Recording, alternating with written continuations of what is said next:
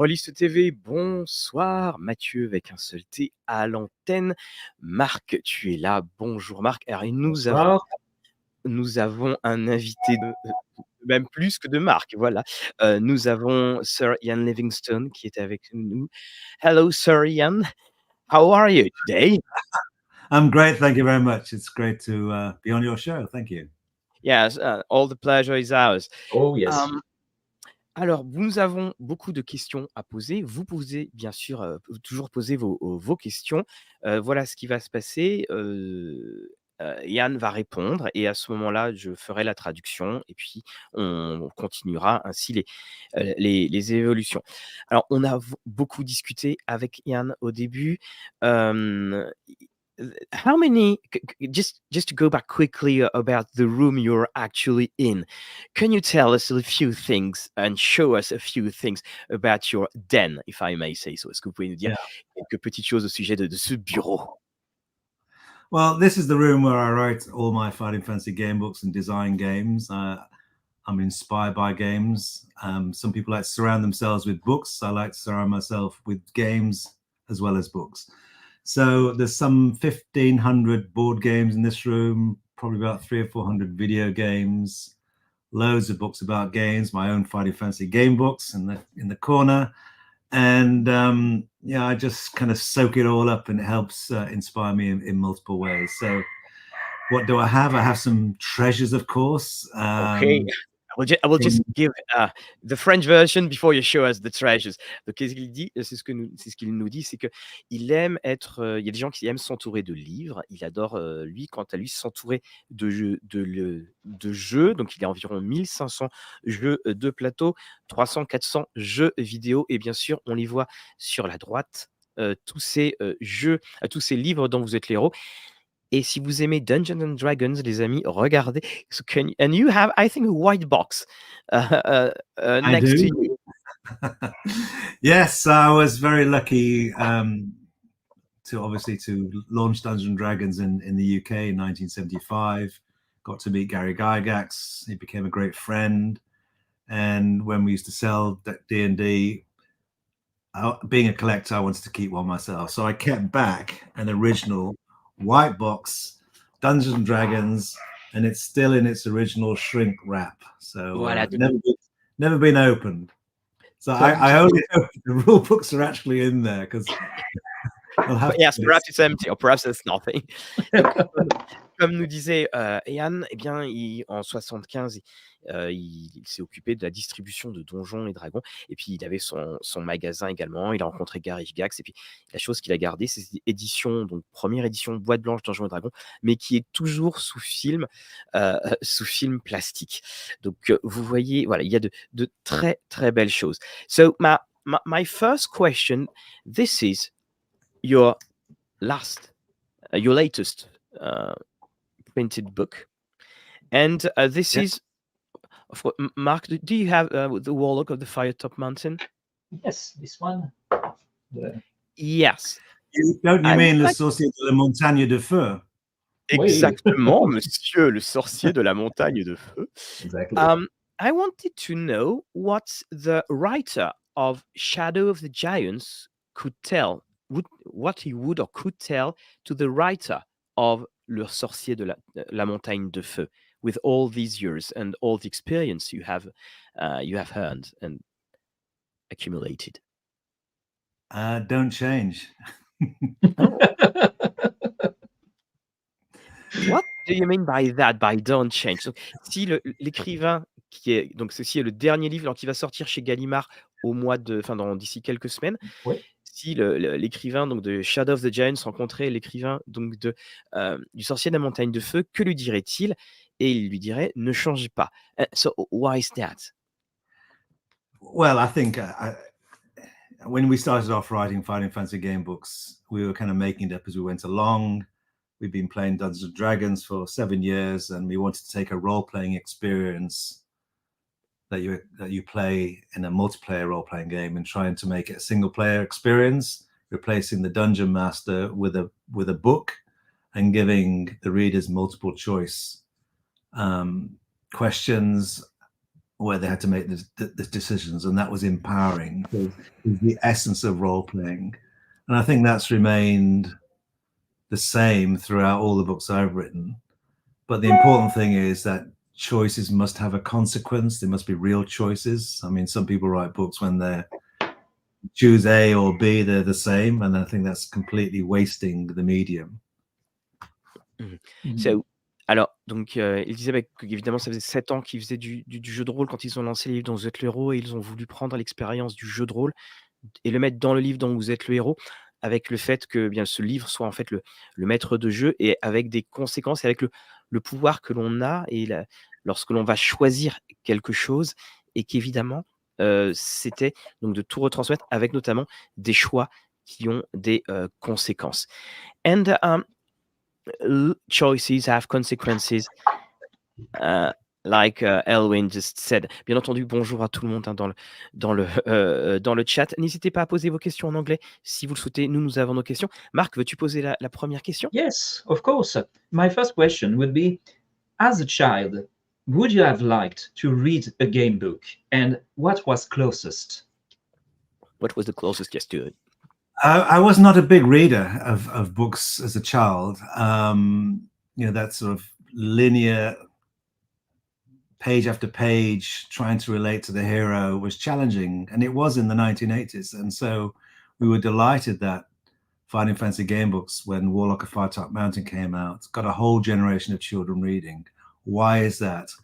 Well, the books gave you choice, and as I said earlier, choice has consequences, and choice is empowering, and participation leads to achievement, and imaginations are completely lit up by the choices that children have, imagining themselves in their worlds, because this is all about them, not about somebody else's hero. And therefore the artwork also adds to that imagination. So they were appealing in multiple ways, and I would have loved to have read them myself as a child, because there weren't many authors that I enjoyed when I was young.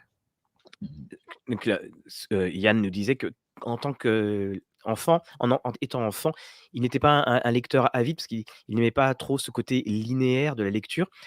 Tandis que les livres dont vous êtes le héros, qui donnent la responsabilité et qui donnent du pouvoir et une implication au lecteur, font qu'il y a ces choix, et donc on est happé dans la lecture, et que justement, ça je tiens aussi à le signaler, c'est que les livres dont vous êtes le héros ont énormément fait pour lutter contre l'illettrisme au Royaume-Uni.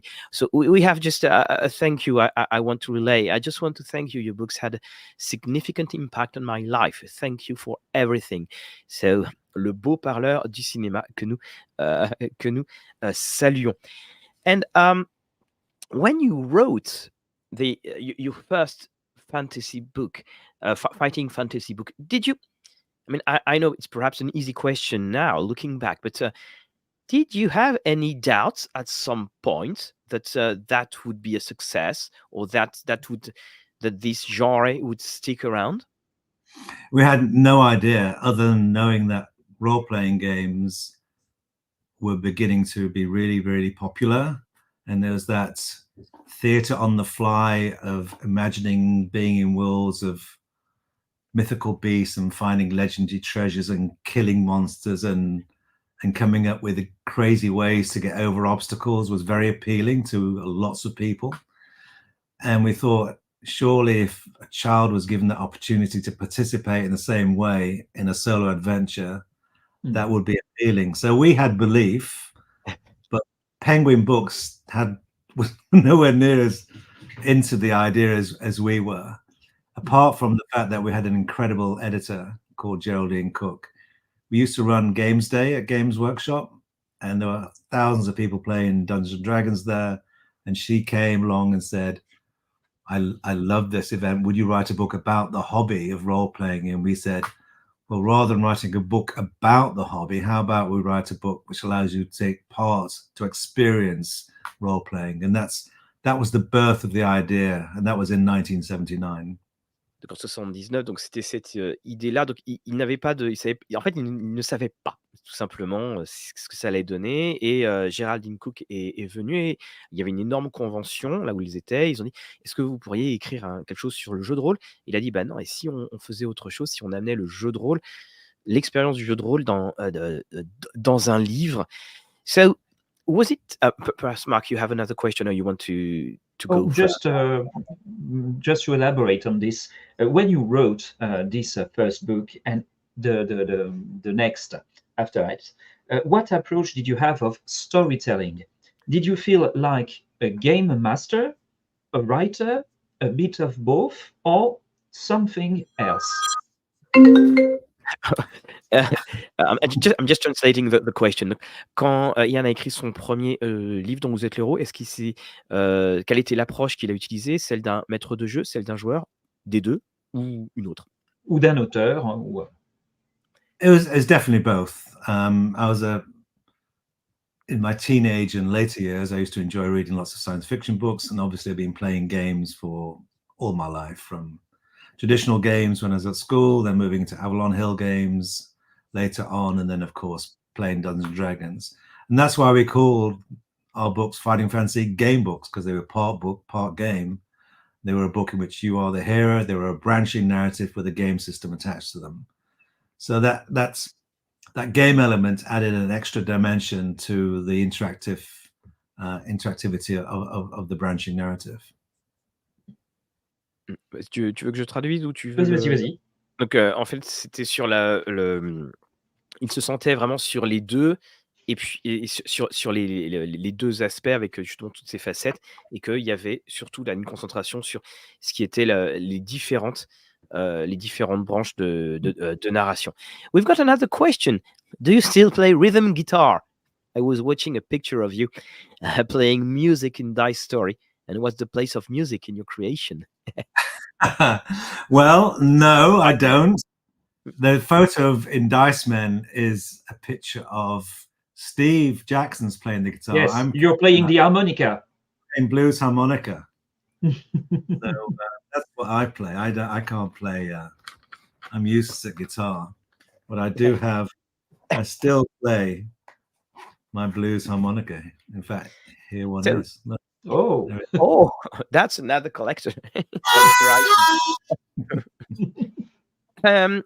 So we've got a question by Anthony. For you, which book was the funnier to write? Which one do you prefer? And I will add something else. Is there a book that you have a particular affection about, and that was perhaps not received as well as you would have liked? There's kind of multiple questions there. When people say which is my favorite game book that I wrote, I always say that's like asking me which is my favorite child, and I have 4 children. So I usually narrow it down to 4, and it has to be The Walk Top Mountain is one of them, because it was the first one. It was very emotional. Steve Jackson and I wrote it together, and it was the beginning of the journey. Alors, pour le premier, c'était Le Sorcier de la montagne de feu. Il a réduit à 4 parce que sinon c'est trop dur. And the second one? Well, they're all equal first. They're not second. Yeah, okay, yeah. So there's Death Trap Dungeon, and City of Thieves. Yeah. Cité des Voleurs. And the fourth one, I mean, that's changing a little. That fourth one always kind of changes. As Forest of Doom is still quite emotional because it was the first one I wrote on my own, and it had this incredible cover by Ian McCaig. Yeah. Shape Changer. It's so much movement and drama in that painting lures people into want to read the book. So it's between Forest of Doom. I must say I was very happy with Shadow of the Giants, but I think I'm even more happy with my new one, which is I'm just finishing this week. It's called the Dungeon on Blood Island, and it's another sequel to Death Trap Dungeon. Alors donc, il y en a 4, parce qu'en fait, ils n'arrivaient pas à voilà, ils sont tous sur la même place, même si donc pour le 4e, ça alors le 1er, c'est parce que c'est le 1er évidemment, Le Sorcier de la montagne de feu, vu que c'était son 1er. Death Trap Dungeon, donc le labyrinthe de la mort. Ensuite, il a beaucoup aimé donc Forest of Doom. Donc c'est Marc, c'est C'est le numéro 3. c'est en français. Oui, en français, c'est La forêt de la Ouais, malédiction. Forêt de la malédiction.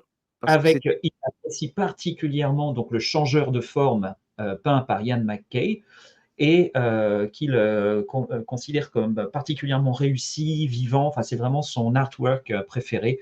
Voilà. Et que c'était justement, il y avait une force dans cette couverture qui permettait d'arriver jusque-là. Et donc, il expliquait que son prochain jeu, qui est Dungeon of Blood Island, donc son prochain livre, qui vient de terminer cette semaine, donc sera en fait dans la suite de du Death Trap Dungeon, et il était également très satisfait donc du Shadow of the Giants qui arrive. Sorry, and I was going to say, well, I'm very excited because Ian McCaig has painted the cover for the new book, The Dungeon on Blood Island, and he is, my favorite, or if not one of my favorite artists of all time in fighting fantasy in particular. And he went on to do amazing things. We gave him his first break doing the first commissions for Games Workshop. But then when I commissioned him to do Forest of Doom, and then thereafter he did the cover for City of Thieves. And if you look at Zambar Bone on the cover of City of Thieves, he has a remarkable similarity to Darth Maul. Yes. Which is, of course, which he created Darth Maul for George Lucas. So they are distant cousins. Yes, absolutely. And I have a question. Attends, je traduis juste dessus. Donc, c'est Ian McCaig, qui est un partenaire de très très très longue date, vraiment depuis le début, et qui a été qui donc fait la couverture du dernier. D'ailleurs, on va parler un petit peu de Ian McCaig. Marc, oui, tu voulais savoir. Concerning Ian McCaig, I always found that there was a special alchemy in the way your section, often short, combined with the profusion of Ian McCaig's illustration. So how did you make it happen? Comment est-ce qu'on a pu faire l'osmose en fait entre le dessin et puis l'écriture? It was like a meeting of minds. Our fancy worlds and our imaginations were very similar, I believe. So I didn't have to write many words for him to interpret it absolutely how he imagined it to be. And with some artists, you kind of struggle. You give a description and you give as many references as you can, but they still don't have it as you imagine it. But with Ian McCaig, it's always exactly how I imagine it.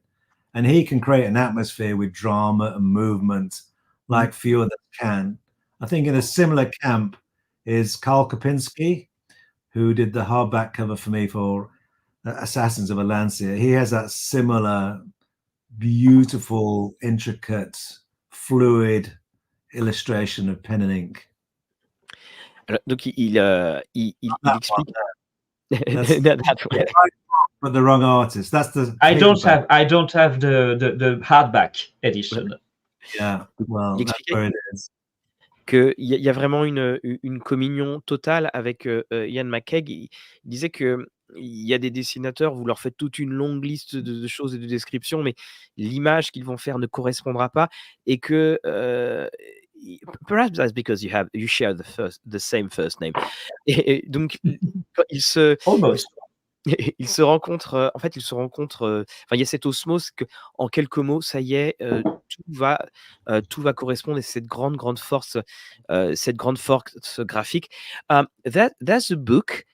Et alors là, maintenant, c'est un petit scoop que je vais vous donner. Merci, Arcane Asylum. There's this book written by Jonathan Green and someone named Ian Livingstone, perhaps. That rings a bell. It's called Magic Realms, and it's about the art of fighting fantasy. And alors ce livre-là, vous avez la couverture en exclusivité. Arcane Asylum va le sortir quand le livre sera sorti totalement aux États-Unis. Can you tell us a little bit more about that book, about the visual aspects of game books? Yeah, I mean, I've been a huge believer in having good art in board games, and of course in Final Fantasy game books. I've worked with some incredible artists over the years at Games Workshop and also in video games. So I think art is an integral part of any good entertainment offering. And with Magic Realms, it was an idea to put as much art that's been appeared in 40 years of game books as possible, and having a big features on some of the bigger artists. So there's an awful lot of pages on Ian McCaig, there's a lot of pages around Martin McKenna, but everybody who's appeared in a game book just about in Fighting Fantasy appears in Magic Realms. So it's been great working with John. Of course, he's a historian, he's written game books himself, he's the author of You Are the Hero, which is the history of Fighting Fantasy game books, and we work well together. So it was a great collaboration. And it's been published by Unbound, a crowdfunding publisher. You can still pledge to get the book now. And Unbound, of course, were the publishers of Dice Man, the origin story of Games Workshop that I wrote, which came out a couple of years ago and has been really successful. Also published by Mathieu. Yeah, Mathieu Saint-Tout, the other one. Donc, ce qu'il expliquait, il expliquait donc avec Jonathan Green, donc évidemment tous les amateurs de livres dont vous êtes le héros connaissent. On salue les éditions Alconost pour justement les traductions. Et il expliquait donc qu'il voulait, pour lui, l'aspect visuel, graphique a toujours été très très important dans les jeux de plateau, dans les jeux vidéo.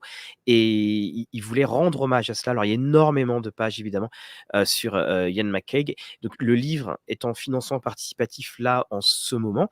Donc c'est pour ça qu'en français, Arcane Asylum va faire la version française. Hein. Vous avez la couverture. Et un grand merci Mathieu.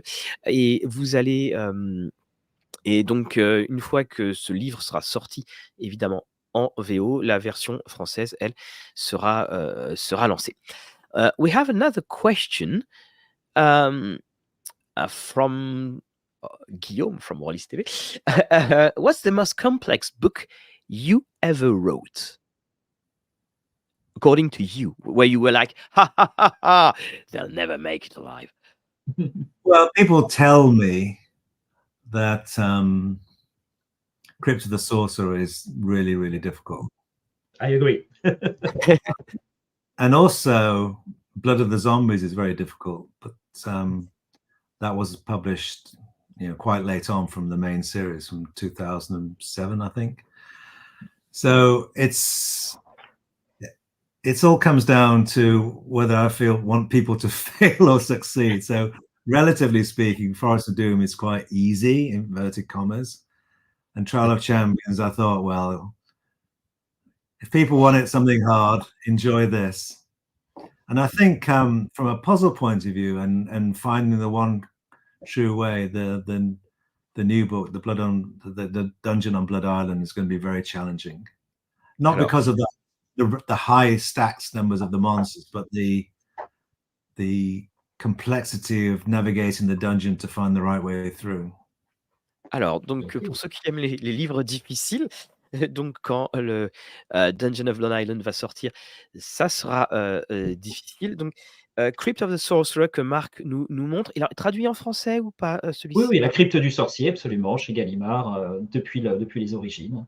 D'accord, ok. D'ailleurs, on va montrer, alors ça, c'est les versions françaises que l'on peut Voilà. voir ici. Donc, le Crypt du sorcier, il est ici. Et il explique aussi que la difficulté, c'est par rapport aussi à quelqu'un, par rapport à son ressenti dans le livre qui va sortir. Là, ça va être difficile, non pas à cause des monstres et des statistiques, mais cela va être notamment à cause de la manière dont on va devoir évoluer dans le labyrinthe. And do you, I would not say playtest the books, or do you, in respect, once again, at one point, do you say, oh no, that's too difficult or that's too easy? Do you have someone that can try them for you? I do now. In the 80s, it was under so much pressure, it was very difficult to have time to play test them, because Steve Jackson and I were running Games Workshop during the day. This is in 1981. And then trying to write Fighting Fantasy game books at night. And the pressure was enormous, because Penguin Books, even though they didn't believe them when Warlock came out, within a couple of months, they realized they had a major hit on their hands. I think they reprinted them 11 times in the first 2 months. And so they suddenly wanted 2 more, and then they wanted 2 more, and then 2 more. And the pressure was extraordinary. But they then gave us a team of editors who would play test them. So we didn't do it personally. Okay. So we didn't know how difficult they were because we hadn't played through them ourselves very much. But now I have people for the new book. I've got 2 playtesters who I know and trust. Yeah. So you have to test for the economy, so there's not too much gold or too little gold, for difficulty, for it make sure there's no cul-de-sacs, to make sure it's possible in the first place, and ultimately that the story, overarching story, is interesting and compelling to want to do it not just once but many times. Donc, il expliquait que, à l'époque, dans les années 80, donc avec Steve Jackson, il s'occupait de Games Workshop le jour et la nuit, on leur demandait, enfin, la nuit, il écrivait des livres dont vous êtes le héros parce que Penguin leur mettait pas mal de pression pour produire des livres. Donc, eux n'avaient pas le temps de tester les livres. Alors, il y avait des personnes du côté de chez Penguin qui le faisaient. Et là, maintenant, il y a 2 personnes dans ces nouveaux livres qui testent, et on teste si c'est faisable, on teste s'il y a trop d'argent, pas assez d'argent, trop de monstres, pas assez de monstres, ou si tout simplement l'aventure va pouvoir plaire aux nouvelles générations. And when you write these new books, do you have a sample reader? Or what I mean by that, do you think about the people that grew up with all these books, or do you think about a newer generation? That's the absolute nightmare problem we now have. Do you write them for 10-year-olds, or do you write them for 50-year-olds pretending to be 10-year-olds? Alors, let me translate. So, j'ai demandé, est-ce qu'il y a un lecteur, un échantillon de lecteur, le lecteur type, et il me dit, bah, c'est le grand problème, c'est est-ce qu'on écrit des livres pour des enfants de 10 ans ou pour des personnes de 50 ans qui prétendent avoir 10 ans. So how do you deal with that problem? The solution is I've always written them for myself, so I don't care who reads them. So it's for my own personal enjoyment. So it's written for a level that interests me. It just so happened in the 80s that children of a certain age liked them. We had no idea who would like them. We actually thought it'd be older because we thought it'd be more role-playing, so teenagers plus, but it transpired in the 1980s that it appealed massively to 10 and 11-year-olds. And today, of course, a much wider age group enjoys them. Some nostalgia, some newcomers, and some who just like interactive storytelling. Alors, il expliquait que, par exemple, donc il les écrit d'abord pour lui-même, parce que c'est ce qui est le plus intéressant, et que quand il les écrivait dans les années 80, il voulait viser les joueurs de jeux de rôle, mais les joueurs de jeux de rôle, en fait, c'était pas forcément ceux qui sont arrivés au rendez-vous. On s'est rendu compte que c'était plutôt pour les enfants d'environ une dizaine d'années. Donc c'est maintenant, évidemment, le spectre de l'âge est beaucoup plus important. So you were saying that you were writing for yourself. If I'm not mistaken, I think you wrote one book which was not fantasy, which was Le combattant de l'autoroute, c'est Freeway. Freeway. I've written, most of mine have been fantasy set in a gothic world of monsters and magic. But Freeway Fighter was a kind of dystopian, post-apocalyptic kind of Mad Max adventure. There was also another one that was modern day called Blood of the Zombies. It was killing zombies, but in a modern day. So it was using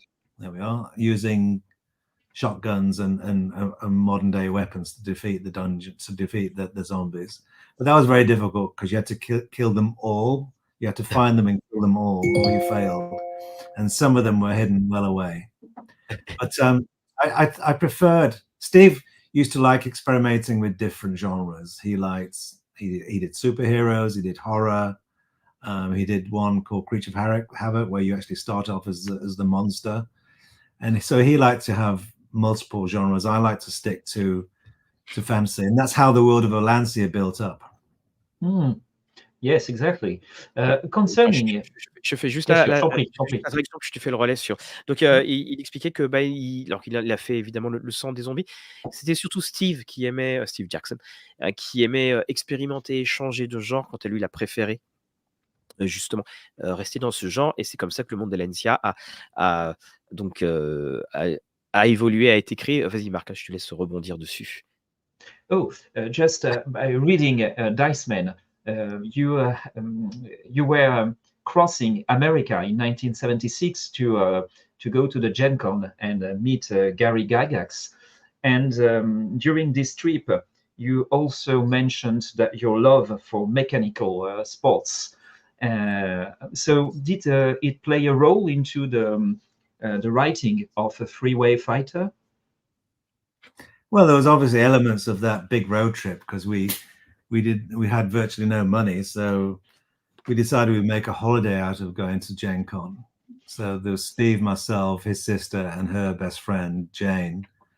And the way we could go across America was delivering cars. So we delivered a Buick Skylark from New York to Los Angeles. Then we delivered another car from Los Angeles up to San Francisco. One from San Francisco to Chicago. Then we went to Lake Geneva. And then we found another one, went to Philadelphia, and then ultimately got the train from Philadelphia back to New York.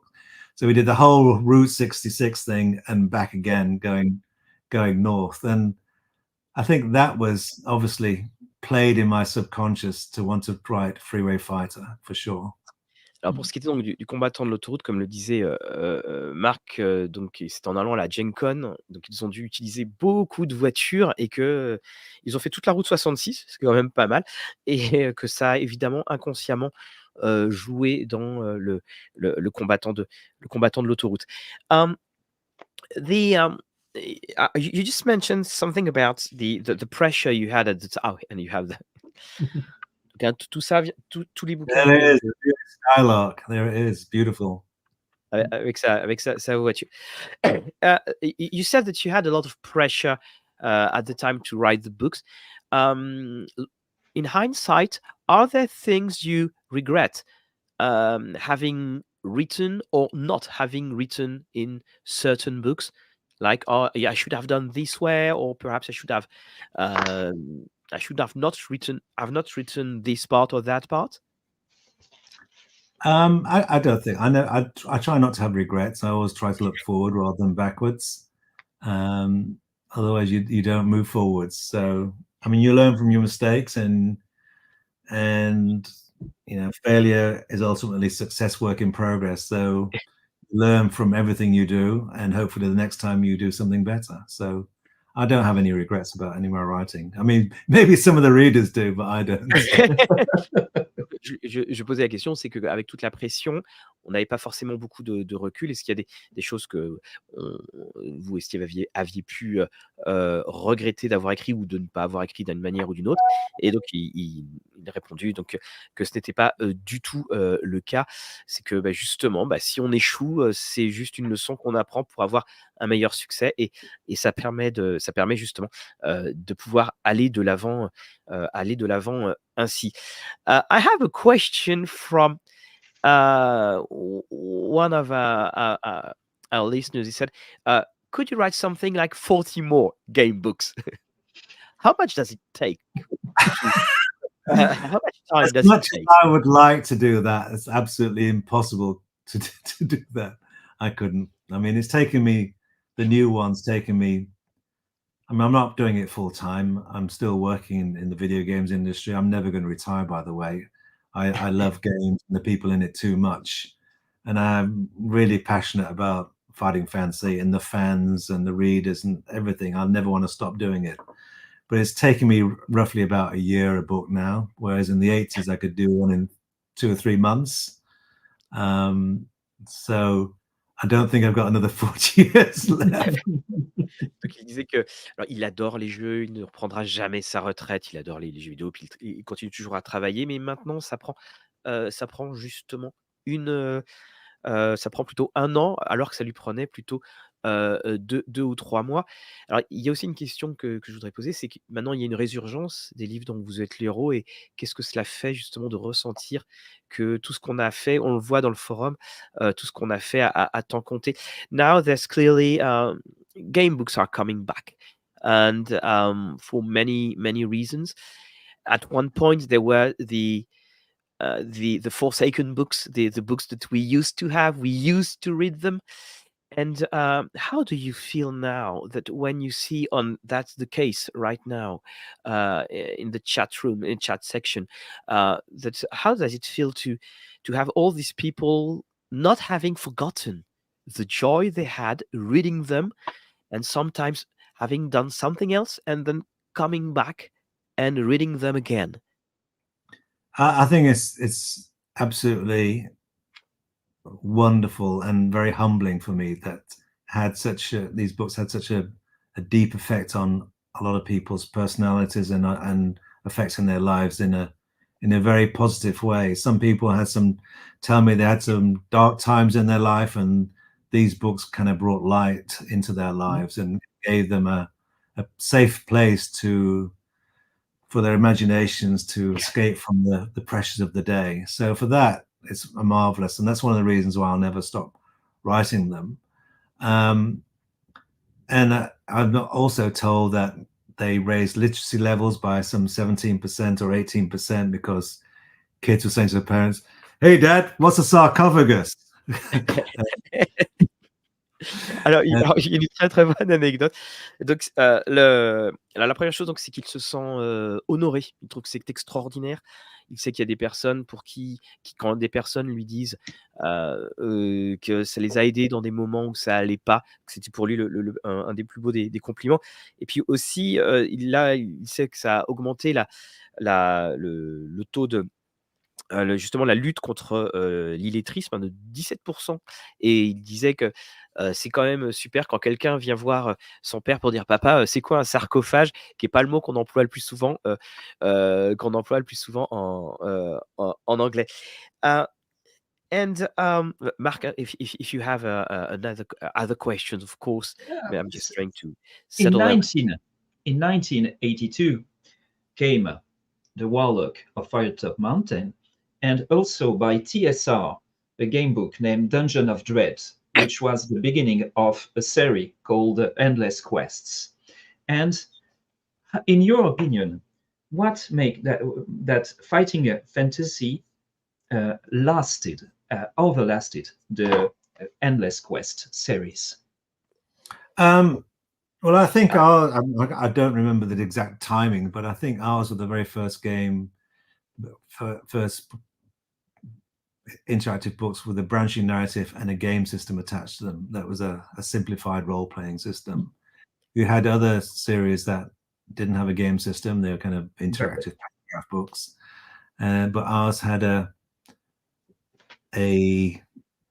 art style and a game system that appealed to a lot of people, and people really enjoyed our books, and that the market decides everything in the end, and we're still here today, I'm delighted to say. Yes, you are. The endless quest were not that endless. Donc la question que posait Marc, c'est qu'il y avait eu donc les endless quests qui étaient les jeux de rôle, les livres Donjons et Dragons, et c'est ce qu'expliquait Yann, c'est que c'est le système qui a fait plus de choses, que de toute façon c'est le marché qui décide, et puis donc c'est ainsi qu'ils ont survécu, enfin qu'ils ont vécu bien plus longtemps que les endless quests. We talked about Titan. We have this question: how did you create the lore of Titan? Did you work and talk with Steve and other writers? Well, I've worked with Steve since I've known him since school in the 60s, and I've worked with him since the 70s with Games Workshop. So we played games together for nearly 50 years. So I have a very close games relationship with Steve, and he only lives 3 or 4 kilometers from where I live now. So we've always been in the same neighborhood. But the way Titan came about was that, as I said earlier, I set most of my books in the Lancia, and we wanted to So I want to start to link the books together geographically and then societally and then culturally and create a world which you could exist, and you could know that Port Blacksand was to the west of Firetop Mountain and Stonebridge was kind of in the middle. And so I drew a map out and put all my books on there. And Steve had also written the Sorcery series, the epic Sorcery series, but he didn't want that to be in a land. Created Cool as a third continent on Titan for the guest authors, because we in the 80s couldn't keep up with the demand for that that Penguin wanted for new titles. So some of the books were by guest authors. And then, of course, some of the people I'll talk about later left Games Workshop to create their own game book series, like Joe Diva and others who left us to do their own thing, which was fine, of course. But Titan just kind of gathered from that, linking the books together. And we got Mark Gascoigne, who was working with us at Games Workshop, to create the whole and write. He did all the heavy lifting of putting it all together. And we were nothing more than editors for the content that he got from all the books and created Titan. And the same with Out of the Pit as well, which was a Alors, compendium. là, je vais avoir Marc, hein, je vais parler sous ton contrôle, je pense que j'ai tout, mais donc au début, il y a eu cette volonté de créer de mettre tous ces livres dans le même continent, et puis ensuite, il y a eu un deuxième continent qui a été fait parce que, notamment Pour pour la Sorcellerie. Pour sorcellerie. Sorcellerie de Steve Jackson. Steve Jackson voulait créer autre chose. Et puis on a fait un troisième continent pour tous les écrivains invités, hein, ceux qui étaient juste de passage. Et puis après, évidemment, il y a aussi ceux qui ont quitté Games Workshop, Joe Dever notamment qui est cité. Et puis c'est Mark Gascoigne qui va donc avoir la tâche, parce qu'il a dit the heavy lifting. C'est lui qui s'est arrangé pour tout remettre, pour remettre tout le monde dedans et que ça puisse donc créer donc Titan. Donc, ça, c'est la version anglaise, hein, que tu nous montres, hein, Marc. Oui.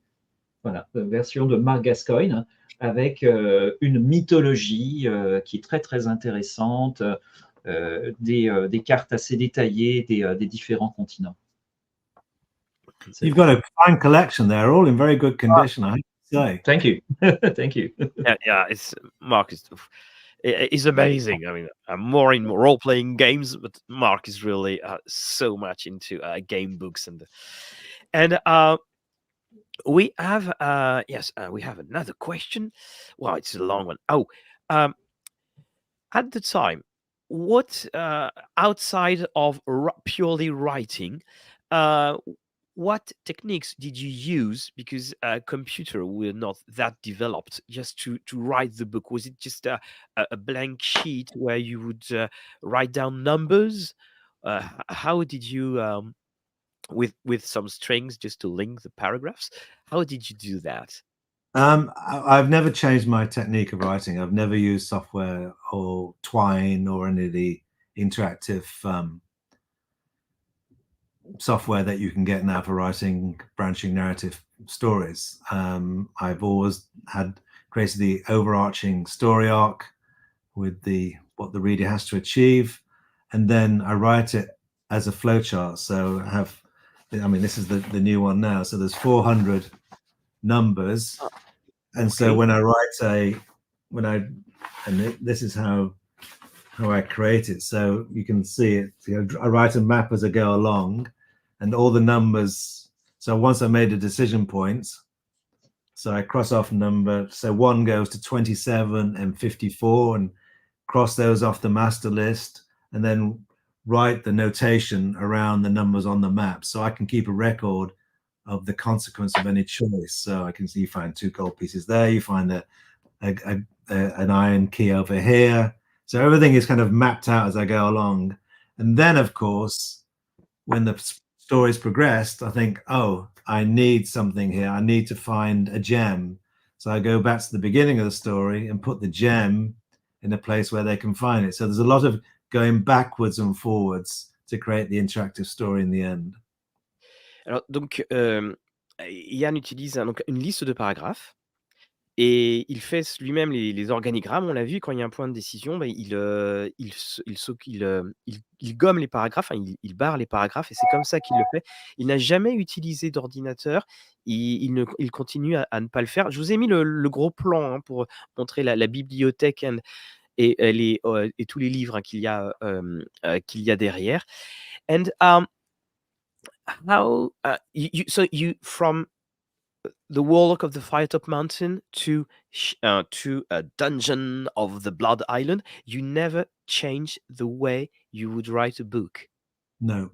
Well, yes, one thing. I used to write with a pen and ink on paper, and then my girlfriend of the day would type it up, and so you had a typewritten manuscript, which you then took to Penguin Books. So it was very analog. Now, of course, I use a desktop to write, so it's a lot easier using the Word document to edit.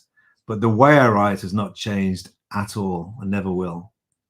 Alors, la manière dont il écrit n'a pas changé, elle ne changera pas. Alors, à l'époque, ce qu'il faisait, c'était il écrivait et c'était sa petite amie de l'époque qui tapait à la machine et puis après qui permettait d'envoyer tout cela à Penguin. C'est ouais, moi je trouve ça extraordinaire, moi, ces petits détails qu'on ne pouvait pas deviner quand I think I just said that I think all those details really more than charming and compelling because not compelling, but they're charming because when you wrote them in England, we bought them in France, and we had at the time absolutely no ideas how it would be made. But we had the names Ian Livingstone, Steve Jackson, but we could not guess that everything was, for instance, written with a pen and of course dictated to your girlfriend. Just that's fantastic. It was a nightmare writing those books. It still is. It kind of fries your brain, but it's amazing when you finish writing it and handing it in and think, yeah, you did it. C'est un cauchemar à I'm écrire. in the last week of writing my new one. I'm supposed to have handed it in a month ago, so I'm late, but I'll be doing a bit more tonight later on. Il dit que c'est un cauchemar à écrire, mais il y a une telle satisfaction une fois que l'on a terminé. Is there one game book you did not write and wish you would have? Well, one thing I have to say, I've never ever read anybody else's game books because I never wanted to be accused of stealing ideas. So Okay. Mm. I can't really comment on that, except I know which ones are popular that I haven't written, like Steve's Creature of Havoc and House of Hell. People love them, so I assume they're great. But I've never read anybody else's game books just because I want to be true to myself. Alors ma question était, est-ce qu'il y a un livre que vous avez lu, que vous auriez aimé avoir écrit? Et il m'a dit: «Bah non, en fait, parce qu'il ne lit pas les livres des autres, vu qu'il n'a pas envie d'être critique, qu'on n'a pas envie qu'on vole enfin qu'on l'accuse de voler des idées». Alors, we have Mathieu. I would like to express again all the best. I think of the amazing Sir Ian Livingstone. We owe him so much. Thank you, sir. You are truly a knight of the hobby. Voilà, donc pour tous ceux qui ne sont pas trop habitués, Arcane Asylum, Mathieu Saintou, dont je vous ai montré la couverture, et puis c'est ici, je m'y perds. Voilà. Encore merci Mathieu d'être passé. So you see, for instance, 35 years later, I wanted to let you know, and for this I'll be eternally grateful. All my respects, I take this opportunity to tell you that because of you, I was once punished in college, I think it means middle school, for playing a Death Trap Dungeon during a geography class. I'm sure the result of playing through Death Trap Dungeon was more interesting than the geography lesson. Donc il disait que il était à peu près certain que c'était plus intéressant de jouer au labyrinthe de la mort que ce cours de géographie. Superbe anecdote là encore. Marc, une autre question?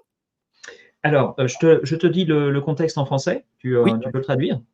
Merci. Dans les conférences, Ian Livingstone ne sépare jamais les considérations ludiques, artistiques et commerciales. Super, Et merci. chacune devant être en quelque sorte les garantes de l'autre. Donc ça, c'est pour le contexte. Mhm. Et la question, c'est, je te laisse déjà traduire. So, in your lectures, such as in Diceman, you never split the gaming aspect, the commercial aspect, and the artistic aspect. For you, it's a globality, and so when Richard Branson, head of Virgin, wanted to acquire the intellectual property of fighting fantasy, was his interest only about money, do you think, or did he express a certain recognition for the cultural value of these books? I think at that time he was probably interested in the success of it Hmm. rather than the cultural impact of it, because I don't think he'd actually read one. He wanted to buy Games Workshop from us, and Steve and I were, very independently minded, and we didn't want to sell it. And he also kind of wanted to include Fighting Fantasy as part of that transaction, but we were never ever going to sell Fighting Fantasy or Games Workshop at that time. Ok. Donc, Richard Branson, donc, qui est le patron de Virgin, avait voulu acheter Games Workshop. Et donc, la question était évidemment, est-ce que c'était pour l'aspect culturel? Et donc, Yann répondait que donc, il ne devait certainement pas avoir lu un livre dont vous êtes le héros. C'est qu'en fait, c'était dans l'achat de Games Workshop, il y avait tout le système, donc défi fantastique, Fighting Fantasy. Another question we have is now, how do you return today to writing new game books after all these innovations, developments in storytelling that you can find in video games or role-playing games? Does it have an impact on your writing? Comment est-ce que on revient à un nouveau livre dont vous êtes l'héros avec le jeu de rôle, avec la narration dans le jeu vidéo? Quelle est l'influence que ça a sur sur la manière d'écrire? Well, we're affected by everything in life, isn't it? It's experiences just accumulate in your brains, and you reimagine them in various formats. I mean, AI is effectively reimagining other people's works, Mhm. but inside my own brain, I guess I've been influenced by stuff I don't even know I've been influenced by, but it's there nevertheless. But I just enjoy writing. I've always had a very good imagination. I used to say, love comics when I was a child, love reading science fiction books, love watching science fiction and fancy films, just love these alternate worlds, and try and build on the worlds we've created ourselves. So in the new book, of course, there's some references to previous books, but I'm trying to make it an original adventure as possible. So that means, of course, it takes longer trying to be different and original. Donc, il explique qu'il y a inconsciemment des influences. Il mentionne le fait que l'intelligence artificielle, c'est réimaginer la création des autres, et qu'effectivement, lorsqu'il crée quelque chose, donc il fait des allusions à ses anciens livres, et donc ça prend un peu plus de temps pour justement être original, et que c'est justement donc avec toutes ces influences qu'il y a de chaque côté. Are we sure that how do you pronounce Zagor? How do you pronounce the name? Zagor. Are we sure he's really dead? Yeah, but he can die many times. Ah, that's good. Voilà, est-ce qu'il est mort? Bah oui, il peut mourir plusieurs fois. Donc, dessus. We had also a question because we mentioned Ian McCaig. What's your opinion on the new covers we now have? We know that in France, even they're far better now. Some of the early covers were quite not, I would not say controversial, because that's not a matter of life and death, but they were deemed quite disappointing by all the readers. What's your opinion about these covers? Well, that's obviously a very difficult discussion I know, point. But You just you say what you.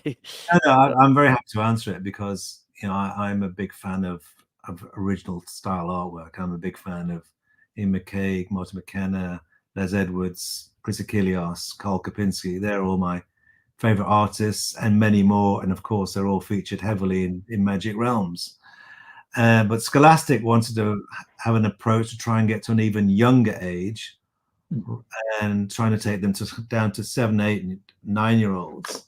And their argument was because they're kind of video game generation that they'd want anime, manga style, Photoshop style artwork with a lot of grayscale. And frankly, I disagreed because I prefer the old style, and I think it's proven that young people today still like that line work of pen and ink if it's done well. So there's been a lot of different approaches to fighting fantasy, but there's a consistent style that I want to maintain, which we established all those years ago, and I don't want to take it into a new way of a world. Why would you want to recreate characters that have been in our lives for 40 odd years? So I'm a traditionalist in that sense of old school pen and ink, and physically painted covers. But I accept that new audiences might want something different. But I think I know what people really want. Yeah, I think we all know that. Like for instance, the Steve Jackson's last game book with this style of illustration inside. Yeah. Alors donc là, je posais la question sur la couverture. On a eu cela évidemment. Je ne vais pas revenir sur le débat éternel, mais il expliquait que Scholastic voulait en fait une nouvelle génération. Il visait les 7-9 ans. Sur les 7-9 ans, et donc c'était une génération du manga, c'était une génération avec des nuances de gris. C'était également une des générations qui voulait un autre style de dessin. Mais bon, lui, il le dit bien, je suis un traditionnaliste là-dessus. Lui, il veut donc le crayon et de l'encre. Et il sait aussi, ce qu'il disait, c'est que cette nouvelle génération aime beaucoup aussi ce style avec encre et crayon, à partir du moment où c'est très bien fait. Donc là aussi, on a, il le dit bien, lui, il préfère cette ancienne version, mais si ça peut ouvrir sur une nouvelle génération, là-dessus, il y a pas trop de, il y a pas de problème. So we are reaching the end of our stream. So I have one last question. That's a question we talked about. Alors j'ai une dernière question. We know that this is the anecdote you told us. On sait que beaucoup de personnes lisent avec un seul pouce pour voir la suite. So how do you call that in English? The fact that cheat. People, I mean, if people want to cheat, that's absolutely fine with me. However you want to enjoy a book is absolutely okay. Some people want to be authentic, and especially the older people, they want to feel that they really got through and achieved their goal without any cheating. Young kids are much more impatient, and they want to, what we call, peek round the corner. But when I used to see people on trains and buses and things, I gave it a name called the 5-fingered bookmark, because you see there multiple fingers in the book. Alors c'était ce qu'il appelait. Alors pour lui, il n'y a aucun problème pour tricher. Et chacun a sa manière de voir les choses, chacun a sa manière de jouer. Et donc il expliquait ça, il parlait que c'était les livres à 5 marque-pages, parce qu'en fait on mettait tous ses doigts dedans, et que là aussi, donc les personnes plus âgées ont tendance à aller, n'est-ce pas Marc, a tendance à aller jusqu'au bout, à la loyale, et puis les personnes, enfin les lecteurs plus jeunes, eux, veulent aller directement droit au but. Donc you did not realize immediately that people was cheating. This is what you told us. C'est-à-dire qu'il ne s'est pas forcément rendu compte tout de suite que les gens trichaient. But that's fine. If you want to, you have to live with yourself. It's up to you. Voilà, donc c'est vous et votre conscience. C'est vous et votre conscience. So we have a few other comments I would like to read to you before the end. Hello and thank you. My first game book was Forest of Doom at age 7. This book and those that followed made me go out for walks and strolls in the surrounding country a lot. Took a makeshift backpack and some provision like chocolate. Today, I'm a theater actor, and without a doubt, the boost to my imagination that helped me. Thank you, sir. Merci, Fabrice. Thank you. Et il te remercie dessus. Marc, une dernière question? Oh, behind you, there is a very famous character. Oh, yes. He's there any link between your game books, Fighting Fantasy, and Lara Croft? Only that they are both games. One is analog and one is digital. But yeah, my journey through games has moved through that same space from tabletop battles, role-playing board games, physical games, role-playing books, video games. You know, I just in love the world of games, and long may it continue. You know, life is a game. Well, I would not dare saying famous last words, but that's very life is a game. Alors donc, Marc demandait s'il y a un rapport entre Lara Croft, hein, parce que pour ceux qui ne savent pas, eh bien, Ian est aussi un des créateurs de Lara Croft. S'il y avait un rapport entre Tomb Raider et puis les livres dont vous êtes le héros, s'il y avait quelque chose qui avait été mis dedans, il a dit non, si ce n'est bien entendu que ce sont tous les deux des jeux et qu'il adore, il adore les jeux.